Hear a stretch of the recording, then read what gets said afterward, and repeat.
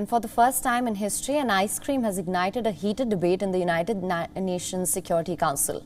The Israeli and Palestinian envoys sparred over US brand Ben & Jerry's decision to end its sales in occupied Palestinian territories. The Palestinian envoy accused Israel of trying to put pressure on the corporates. He said that Ben & Jerry's decision should be lauded. Companies implement your resolutions. They should not be criticized. They should be saluted. Mr. President, and we need to see more of this action to see respect for resolutions of the Security Council, not to falsely accuse them of things that they are not doing. Israel, on the other hand, said that Ben & Jerry's was singling out the Jewish state. It accused the US brand of being a part of an anti-Semitic boycott.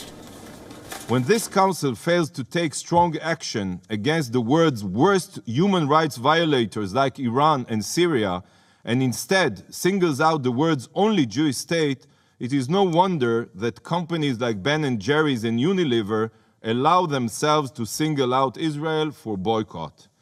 These companies have no moral reservations about operating in countries which are truly among the world's worst violators of human rights, while imposing an anti-Semitic boycott on the Jewish state.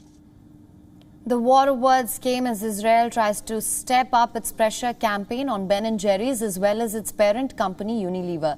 In the latest, a partisan move to protest against the brand's decision gained steam.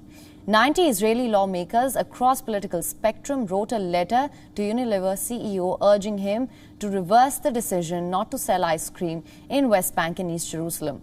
The letter said that the decision was shameful and will impact hundreds of Israeli workers, Jews and Arabs alike. The move comes a day after Israeli Prime Minister Naftali Bennett vowed to act aggressively against Ben & Jerry's. The Israeli ambassador has urged 35 US state governors to take steps against the brand.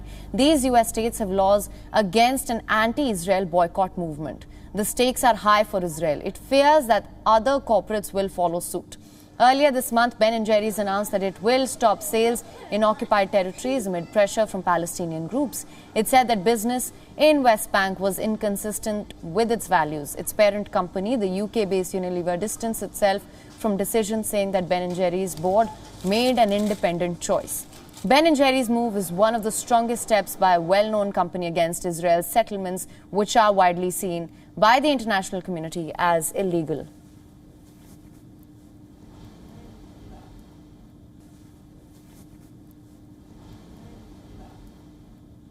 WION is now available in your country. Download the app now. Get all the news on the move.